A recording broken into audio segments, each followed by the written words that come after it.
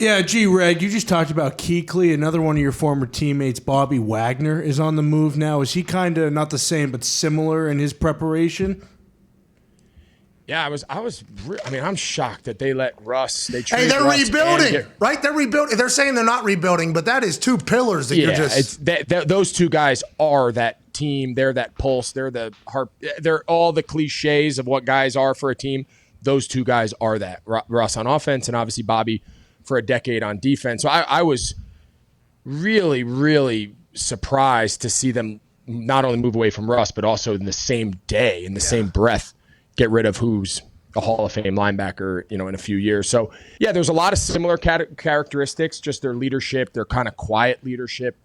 Bobby's not a big talker. He's not a big hoorah guy, but he's there at every practice. He never misses. He's so consistent. He's durable. So there was a lot of similarities between playing with those two guys. I remember playing against Bobby was always, that was when we used to go play some of those Seattle defenses back in the day, the 2013 to 14 run that they had with Cam Chancellor and Bobby and Michael Bennett and Sherman and Earl Thomas. It was a gauntlet. It seems like we played them twice a year, every year. So I always just had a ton of respect for Bobby. He's going to have a huge market. If you're a team out there that's a borderline contender, you're selling your soul to try to bring him into your locker room. Not only because he's going to make 130 tackles, but just the presence that he's going to bring to your defense and your team. You need guys like that. There's no amount of money that's too much for guys like that. And I imagine he's going to have teams tripping over themselves to try to sign him here ASAP. Hey, just like you, whenever your deal is up at Fox, if it ever is up at Fox. We just heard Greg Olsen talk about Greg Olsen, by the way, you know him? You two know each other, right? Yeah, I've been around Greg a few times. I don't know him well, but I have a lot of respect for him. I think he's great. Yeah, me too. I think he's very good at what he does. He just gave us a great conversation. I saw him drinking some old fashions at the Super Bowl, so the respect is just growing for Greg Olsen every single day that passes. He was talking about Bobby Wagner, and he said, Bobby and Luke Kuechly, they're both kind of quiet. Bobby Wagner was a guy, though, that every single day he's at work, every single day he's showing up. He's very consistent. He's a playmaker. He is a pillar for that Seahawks team. They get rid of Russ and Wagner on the same day. They're in the middle of a rebuild. And why are they still very adamant that we're not rebuilding? Is that just for the fans, or are they telling that to Pete Carroll? So Pete Carroll still wants to go in there and chew gum. This feels like this is a very blatant rebuild. They got the 9th pick overall now, so they can bundle that alongside the 2 1s that they get from Denver and the 2 2s and a couple other players, and maybe make a big-time play for Deshaun Watson, depending upon what happens on Friday. But it feels like they're just a team that's dead all of a sudden. Am I missing something in there? It does feel that way, but of course they're not going to come out and say we are rebuilding. How would you attract any free agents if you're saying we're rebuilding? What does that do for the message sent to your team that you currently have if you say we are rebuilding? Also, it might be a little bit for Pete Carroll. Hey, man, Pete, I'm sure does not like the word rebuild.